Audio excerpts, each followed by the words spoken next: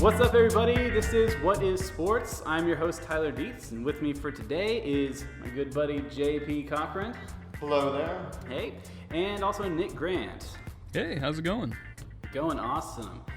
We ready to talk about cricket today. Cricket, yeah. Let's run towards the wicket. And of course, obviously, we are three American men who don't know anything about cricket, but we're going to do our very best to explain it to you to our very best understanding. If you enjoy what you hear today, like us on our Facebook page and follow us on Twitter at WhatIsSports1 with no question mark.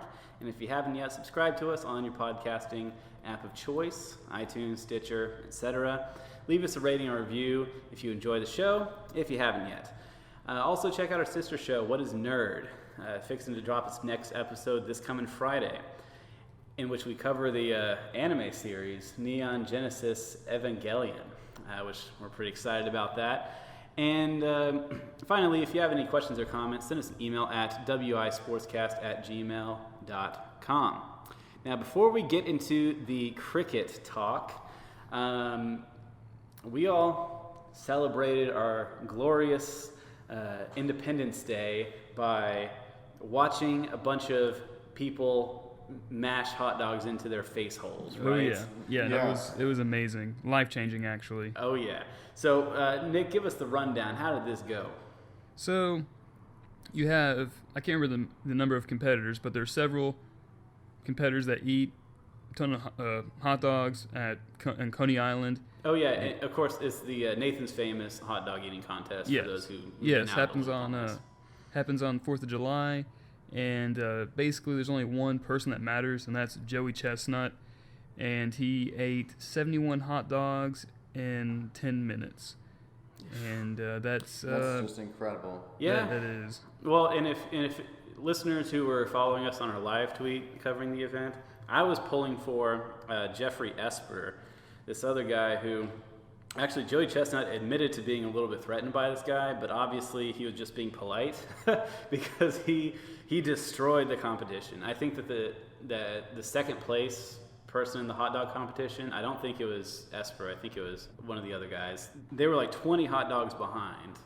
There was no contest, but yeah. I'm sorry. I just think eating 71 hot dogs in 10 minutes is just as amazing as like we had the home run derby yesterday. It's just as amazing as hitting 30 home runs in however much time they have.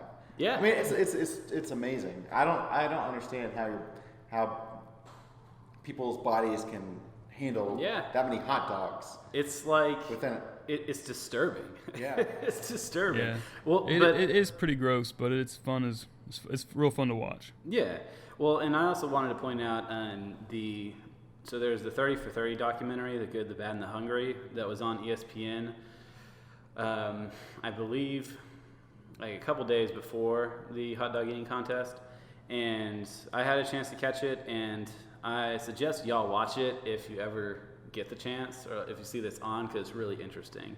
It's pretty much about the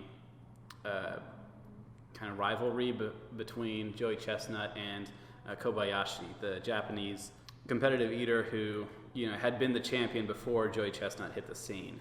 And it's kind of a really interesting behind-the-scenes story about why Kobayashi doesn't participate in the MLE, the Major League Eating competitions anymore. He was kind of positioned as being the bad guy, the villain, because he was like the foreigner, and then Joey Chestnut was the American hero, so the marketing team kind of made him seem like the bad guy, and he wasn't really comfortable with that role, so that's why he ended up leaving MLE. Well, I can't say I blame him, because that's nobody wants to be the villain for competitive eating. I mean, yeah, exactly. Do we really need a good side and a bad side for that? I mean, I think everybody's kind of a winner and loser when it comes to that. You're a winner because you eat a lot of food, but you also lose because you eat a lot of food and feel sick afterwards. So it's, yeah, exactly. It's like a double-edged sword. Yeah. And if you put yourself in his position, what if you're going to Japan to go to their eating contest and you're vilified over there? I mean, that would just make you feel uncomfortable. And plus, especially, you've done so much for the sport of competitive eating. Right. I mean, that's just not Yeah, like it's interesting to hear his perspective. But moving on, though, JP, you brought up the home run derby. Obviously, this happened just Monday of this week. So Nick, give us the rundown on the home run derby this year. Oh yeah, so it happened yesterday, well, July 8th, and basically the winner. It comes down to who can hit the most home runs, sort of. But that's an asterisk because Pete Alonso from the New York Mets won, and he also won the prize of $1 million. It's set up as a bracket style single elimination. It's a timed event where each batter has 4 minutes to hit as many home runs as possible, and so batter 1 would face batter 2, and whoever hit the most would move on in the bracket. And like I said, Pete Alonso was the winner, but it really felt like the Vladimir Guerrero Jr. show because he hit a record 91 home runs in the Derby. For those listening, that's a lot. He also set the record for most home runs in a single round with 21. So in a span of 4 minutes, he hit 21 home runs. That's very impressive. And he also hit the longest home run of the night at 488 feet. So, I mean, he dominated. The only reason why he didn't win is because he was on the one side and Pete Alonso was the winner of the other. And I think part of it was the fact that Vladimir Guerrero Jr. Was tired. But Pete Alonso, if y'all haven't been paying attention to him this year, he's been a beast. I think he has 30 home runs in the first half of the season, and he's a rookie. I mean, he's no joke. How did they get the opportunity to be in this? They get asked basically by the MLB. I believe the defending champ gets like an automatic bid, but Bryce Harper won it last year, and he didn't make the All-Star team because he's not playing well. But usually there's a hometown guy. It was in Cleveland, and Carlos Santana played, and he got knocked out in the first round by Pete Alonso. But there's a lot of I don't know, skepticism, I guess, for Vlad Jr. being in it. JP, did you hear about this? Like a lot of people kind of wondering why he was in the Derby. No, I mean I know that he's one of the top. I mean I know he's 20. I know he's really young. I know he's did he start out in the minors this year? Yeah, so that was part of it. So he didn't start the season in the majors. He's one of the top heralded prospects in baseball. He's the son of Vladimir Guerrero, who's being inducted into the Baseball Hall of Fame this year. Who was absolutely on the Rangers. Yeah, that one magical season. Yeah. But he's a beast. For those who don't know who Vladimir Guerrero is, look him up. He's insane. And anyways, this is his son, and on the year he only has 8 home runs. Typically, the home run derby contestants have at least 10. Anyways, I didn't think he deserved to be there, but he definitely proved me wrong because he just blew it up. I mean, it was insane. It was a pretty cool contest. So basically, kind of before or because of his last name, he was in it. Probably. Yeah, well, I think... We got like a legacy advantage. Right? I mean, probably, but I mean, also, he was one of the top prospects, and he was destroying AAA ball before we got called up this year and last year. And so, I mean, being a monster baseball player is kind of in his DNA. So, Nick, what do you think about the home run balls, or the balls in the Derby being, like, juiced? Are they juiced? I know that a lot of players were complaining about saying that the MLB changed the ball this year to make it more juiced, but are they juiced in the Derby themselves? Yeah, I've heard many people, sports commentators, and say like undoubtedly they're juiced. How does one juice a ball? It's about the cork, right? Yeah. The size of the cork and like the location of the cork in the ball. Wait, the cork, is that the twine that holds the ball together, or what? No, it's the twine holds the cork in. There's like the cork is like at the very center. Oh, the inside. Okay. Yeah. And you can change that up, and then I know Justin Verlander was complaining this the other day, saying that the MLB changed to juice balls, and so that's why there's so many home runs this year. But even the MLB doesn't say they are. But Yes, so from what I heard, Verlander was complaining about it, and he's also given up more home runs than he ever has this season, even though his ERA is pretty low still. I think it's sub-3.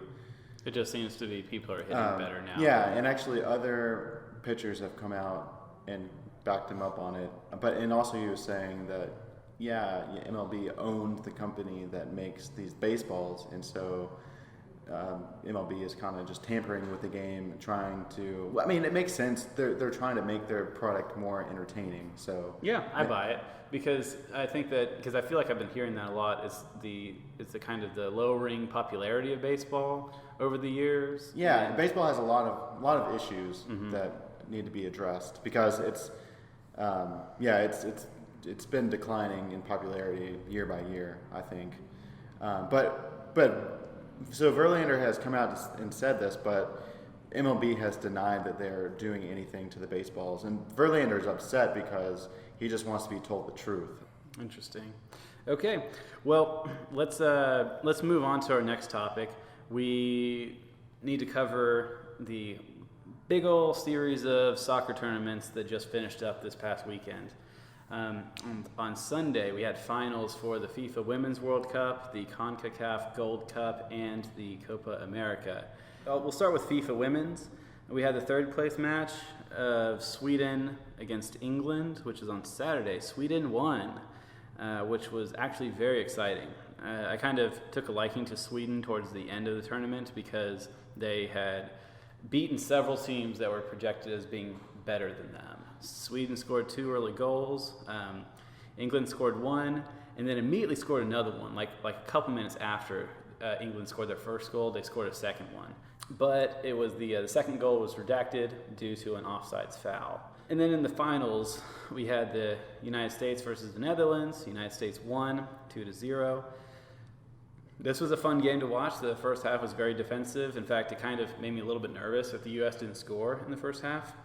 But at minute 61, Megan Rapinoe scored a penalty kick, and then minute 69, Rose Lavelle scored a second goal. And from that point, the game was basically over.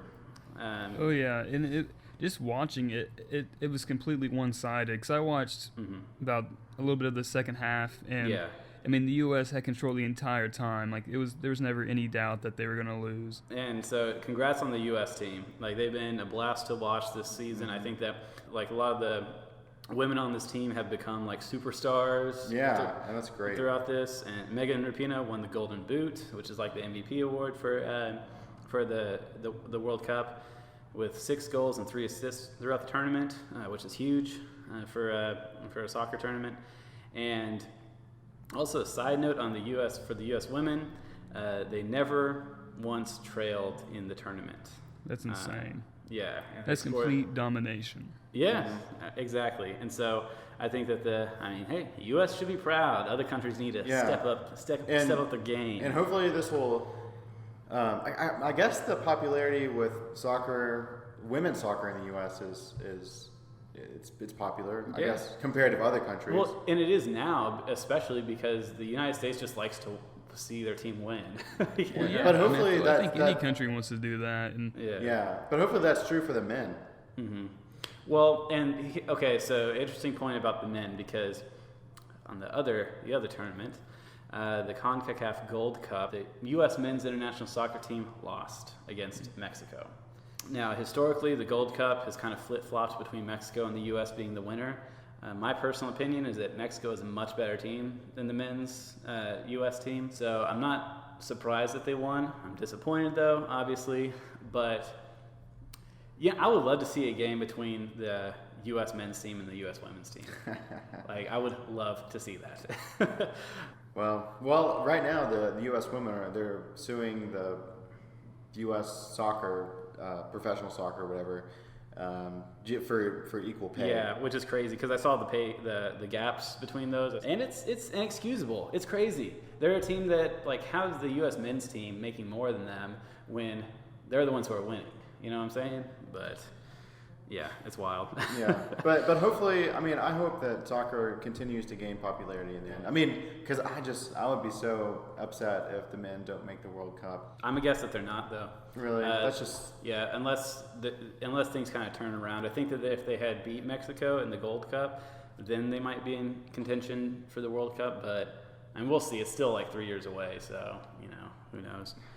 But, I mean, on that note, we have the MLS season, which started this past March.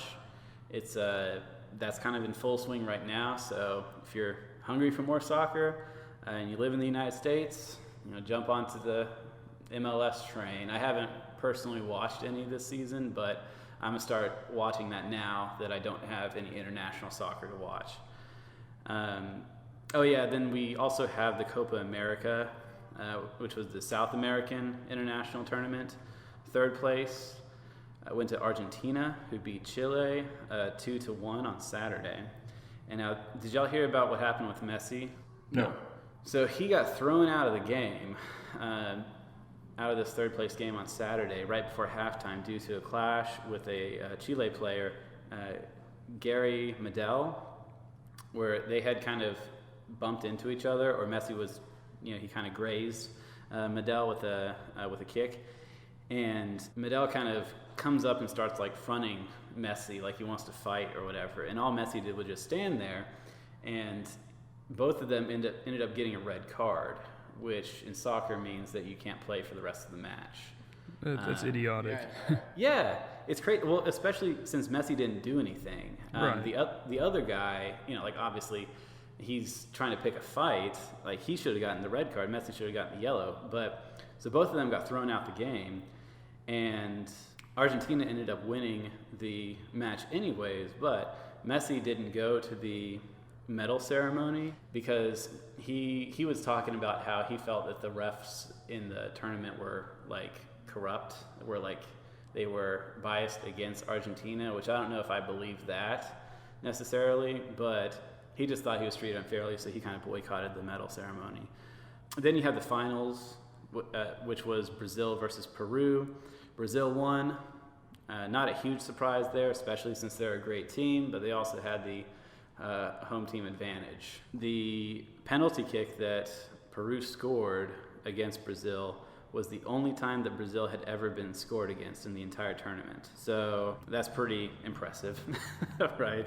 So there you go. That's the big three international soccer tournaments that just finished up. So again, if you're hungry for more soccer, MLS is in full swing right now. I'm gonna start monitoring that and see how that goes. Okay.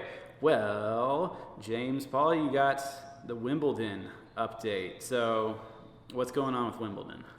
So, with Wimbledon, I'll start with the guys. The guys start their quarterfinal matches tomorrow. Not too much excitement with the guys. We have the number 1, 2, and 3 players still in it. So Djokovic, Federer, and Nadal are still hanging on. So they both cruised through their previous matches and winning in straight sets. Let's say they all advance to the quarterfinals. Who's going to be playing each other in the semis? In the semis? Okay. Yeah. Okay, so Djokovic is number 1, Federer's number 2, Nadal's number 3. I think it's 1 versus 4, 2 versus 3. So I think, yeah. Okay, yeah, okay. So it's going to be Nadal and Federer then. But it's crazy because all 3 of these guys are well into the 30s. Mm-hmm. Maybe the youngest one out of those is 31 or 32. Mm-hmm. But these 3 guys have won the last 10 majors. Yeah. Hey man, when you're good, you're good. Yeah. Yeah. It's just like, I don't know. I talk about this every time, but it amazes me that they've been at the top of the game for so long. It's incredible. Yeah, I'll say I haven't watched a lot of Wimbledon, but the one that I did watch I did get to catch the Coco Gauff beating Venus Williams match, which was awesome. Oh yeah, the whole story is pretty cool. What, she's 15 years old? Yeah, and she's still in the tournament, right? Nope, she was beat. Oh no! Yeah, and I was going to talk about her because Venus was is one of her idols, heroes when it comes to tennis. And yeah, she's 15 years old. That's crazy. I'm not sure exactly. And have y'all seen her in interviews? Yeah. Man, she is probably one of the most mature people Yeah. I've ever seen in my life. Like, I can't believe you're 15 years old. You just beat your idol, and you're hanging around all these awesome tennis players from around the world, and just the composure and maturity that she has is insane. Like, I think she's a pro. She's awesome. Oh yeah, definitely. I was like, man, how can somebody who's 15 years old be like that? Like, it's awesome. It's really cool. So yeah, she lost. She ended up losing to Simone Halep. Okay. In 2 sets. When was that? I believe that was yesterday or Okay. today. Not exactly sure, but she made it to the 4th round, and she started the tournament as a wild card. So just the fact that she's so young, she had played Venus. In fact, when she was playing Venus, before she played Venus, she kind of wrote down or thought of what she would say after she lost to Venus. Like she didn't think that that would happen. Yeah, it was kind of more of like, because they got invited to come and they were just like, oh, it's just an honor to go. Yeah. they exactly. didn't really expect her to go far. Yeah. And then you almost make it to the quarterfinals. And Simone Halep, she's ranked number 7 in the world. She's won majors, I think, before. No, that's still really impressive. I mean, I can't wait to see, I guess, how her career develops. Yeah. So we're going to go ahead and move on. We'll cover like the quarterfinals next episode, and we'll kind of take more time with that as the tournament gets closer to a close. But now, gentlemen, we or should I say mates, lads, we're going to talk about cricket. That is I'm sure that's obnoxious, us speaking in British accents, but obviously cricket is a super popular sport in England. Any American listeners may not know that right now the Cricket World Cup is not only in full swing, but fixing to come to an end. Yeah, I think there's 3 more matches left? Yeah, so first let's kind of cover, because my understanding of cricket, I remember seeing it on the telly whenever I was in England, and it looks kind of like baseball, but the field is round. So tell me, how do you play cricket? Okay, so cricket is played between 2 teams, each made up of 11 players. All right? All right. Games comprise of at least 1 inning where each team will take turns in batting, fielding / bowling. Okay. The fielding team will have a bowler ball. The ball will have a bowler ball. The ball toward the batsman tries to hit the ball with their bat. Okay. And then, so the fielding, in order to get the batsman out, the fielding team tries to hit the wickets with the ball when bowling, catching a batsman's shot on the full, hitting the batsman's leg in front of the wicket, or hitting the wickets before the batsman can run to the other end of the pitch. Right. Okay. So the wicket, and if you've ever seen cricket, it's like these 3 like little pillar things that stand up behind the batter. And there's these little wooden like squares, or these rectangle things sitting on top of the wicket. So if these square things get knocked down, that means that the wicket has been hit. And so the objective, right? So the objective of the bowler, aka the pitcher, their goal is to hit the wicket without the batter hitting the ball, right? Okay. Correct. Gotcha. And so, yes, the batsmen try to score as many runs as possible before getting out by hitting the ball and running between the wickets and making it to the other end before the fielders can hit the wickets with the ball. Each time you run 1 full length of the pitch equals 1 run. Okay, so gotcha. Hitting the ball to the boundary along the ground is 4 runs. Hitting the ball over the boundary on the full equals 6 runs. Gotcha. Okay. And so you don't just have 1 batter on the field at a time, though, right? You have 2 batters. So whenever 1 batter hits the ball, then both of them run at the same time to the opposite side of the what do you call it? The pitch. Yeah, the pitch. So they run to the other wicket opposite side of them. And so that'll count as a single run. Got it. So again, it's a lot like baseball, but instead of running through bases, they're just running across a little pitch area. Okay. So I guess, is there anything else to know about the rules? What you need to know? Yeah, I mean, those are the basic rules. I mean, we could go into it, but I really think that going into the rules in depth is pretty boring. Yeah, obviously we don't need to know all the millions of different fouls. What's interesting though about the pitching is that they can actually bounce the ball off the ground, which is kind of cool. And so whenever I was watching some highlights of a cricket game, I was like, oh wow, they can bounce the ball off the ground. They just got to throw it within this kind of field, within this range, without going out of bounds from the pitch area, and it'll count as a fair ball. Cool. And let me go over one more thing. Runs can be scored also include no balls, wide balls, byes, and leg byes. Okay. Whatever that means. Right. So a no ball can be declared for many reasons. Like they throw it out of the bounds of the pitch area. Yes, bounces more than twice, rolls before reaching the batsman. So JP, can the bowlers or whatever they're called, can they throw like curveballs and sliders and change-ups, or is it always just fastball, fastball, fastball? I think so. I think they put different kinds of spin on it. Yeah, so long as it's within the, so long as it doesn't go out of the bounds of the pitch Right. area. Yeah, I'm sure the ball jumps off the ground in different kind of ways. Yeah, it's really wild to see how they throw that ball though, because they get like a running start and they're like, wow, like they run up to it and they sling their arm around, and it looks out of control. But obviously they know what they're doing somehow. Now, so one thing that I found that was interesting is, so I was having to research the length of a cricket match, right? And I saw that there's a wide variety of lengths in cricket matches. The longest form of cricket is called first class cricket, or it's also called test. It's called a test match. I guess that there's a slight difference between first class and test matches, but those usually last up to 5 days, with at least 6 hours of game time each day. So that's a long game, right? But obviously it's like in baseball how we have series. But for the sake of a tournament, like the Cricket World Cup, they don't have time to be having like five-day matches. So they have what they call 1 day international, or ODI length matches.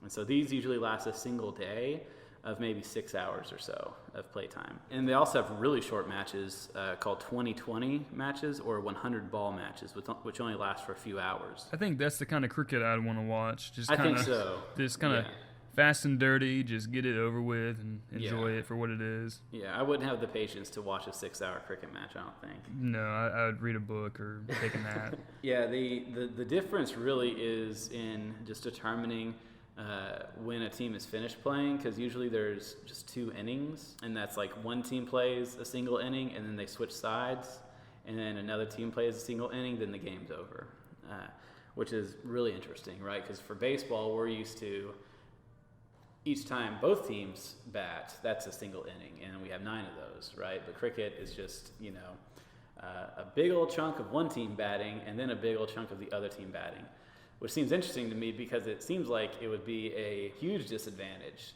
to go first. Oh yeah, definitely. Well, you still in baseball, I mean, that's why they call it home field advantage, because if it's a close game, you say, okay, you get the bottom of the 9th, okay, we have to get 2 more runs to win or whatever. So it's similar, but yeah, this seems a little bit more on the extreme side. So the way that a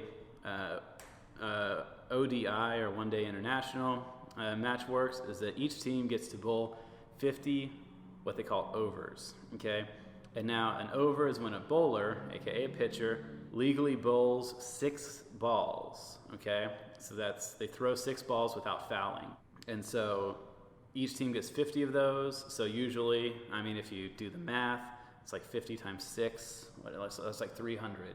So it's like 300 pitches per inning, basically, is how an ODI match will go. Which how many pitches does a pitcher usually throw in baseball per game? A starting pitcher, I mean, they usually get.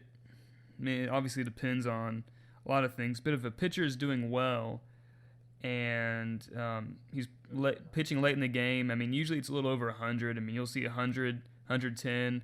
Very rarely do you see over 130. But I mean, that's kind of like the high end in that range. Yeah. Well, and also with with cricket, to keep in mind is that they have two pitchers, like they switch sides every now and then, so they have two pitchers and two batters on the field at a time, and so I guess so a pitcher would be throwing 150 pitches per game, which is still a lot, right? I guess the upside is that they get a nice big old long break whenever it's their team's turn to bat. So that's kind of the gist of how cricket works. Now, international cricket, so it's we have the World Cup happening right now. Cricket's a super old sport, and if you look at where cricket's popular, it pretty much just lines up with the English or the British Empire, basically. So like cricket was started in England like as early as the 1500s. And in the 18th century is when it kind of became England's national sport, whenever professional cricket clubs first started popping up. And then like during the 19th century was the Victorian era in England, and that was like the height of the British Empire. So they colonized India and South Africa and Australia and New Zealand and the West Indies. And so these are where cricket is most popular because of the British Empire made the sport, spread to those areas. And so since then, obviously, Great Britain doesn't own these countries anymore, but cricket has remained. So nowadays, you have the International Cricket Council, which is basically similar to FIFA, right? It's the alliance of countries that serve as like a governing board for, here are the rules for cricket. We're going to have a big old tournament, every 4 years. It's 4 years, right, Nick? Yes. Okay. And so we're going to have a big old tournament every 4 years for all the best teams in the world to compete. And that's the International Cricket Council, aka the ICC. This was founded in 1909 by England, Australia, and South Africa.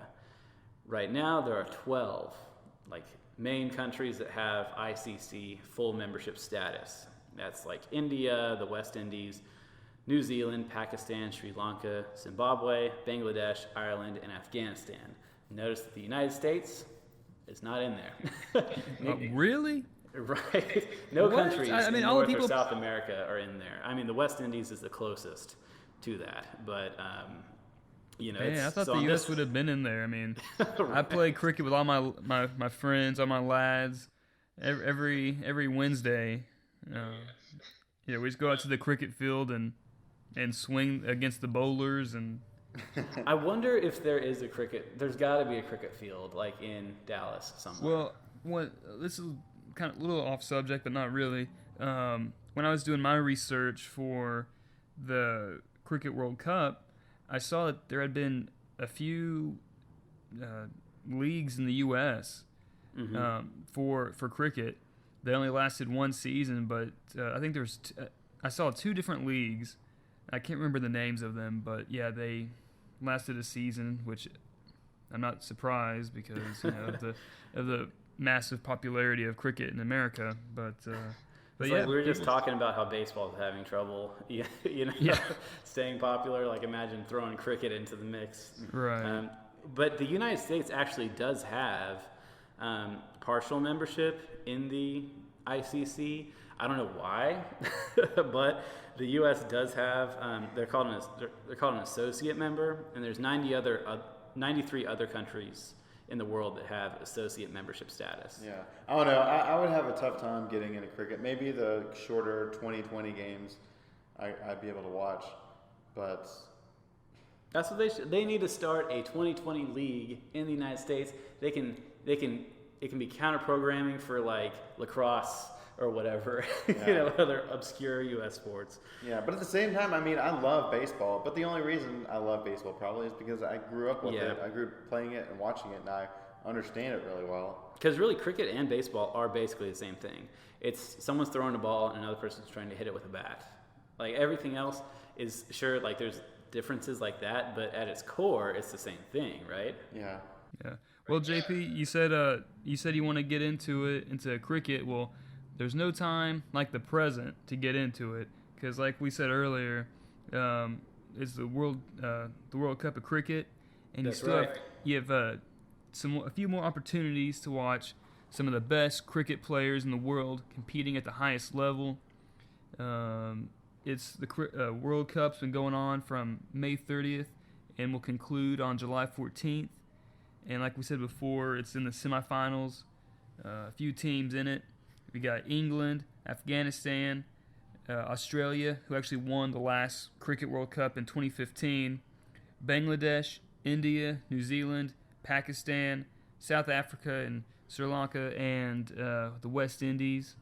So you got those 10 teams battling it out. And just like any other World Cup, you start off with the group stage, and every team faces each team once. And you get points for you get 2 points for a win, 1 for a tie, and a 0 for no result. Okay, just like for a World Cup. Yeah, so it's like the World Cup. And the top 4 teams from the group will progress to the knockout stage. And if there are teams tied on points, the number of wins and the net run rates will be used to separate them, which makes kind of sense. I guess it's, it says, okay, well, they scored a little bit more than they gave up, so so that kind of says this team must be better.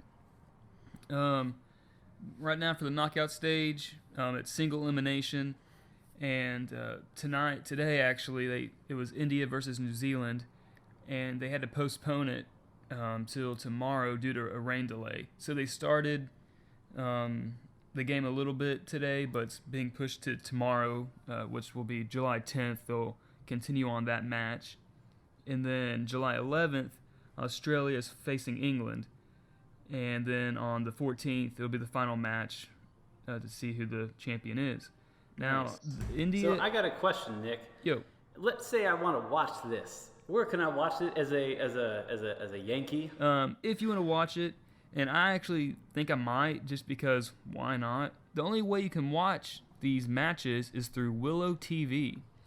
You can subscribe online, and I think there's a Willow TV app on Roku. I know there is one on Sling TV, but if you don't have a Roku or Sling, you can go on Willow TV's website, and basically all that channel is devoted to cricket and other cricket-related programming. So you can, JP, this is the time to get your cricket fix. And I think they might have a free trial. I doubt it, but they might. I don't know for sure. Yeah, I'm gonna look into it. I'll post it on the Facebook group though, if they do, because I really genuinely do want to watch the final match. Yeah, I'm really curious. I think I want to say it's $9.99 a month, which isn't bad. I mean, you're paying $10 to watch. No, screw that. Well, I mean, it's fun. I'm like, okay, you compare it to like pay-per-view, Yeah, I know.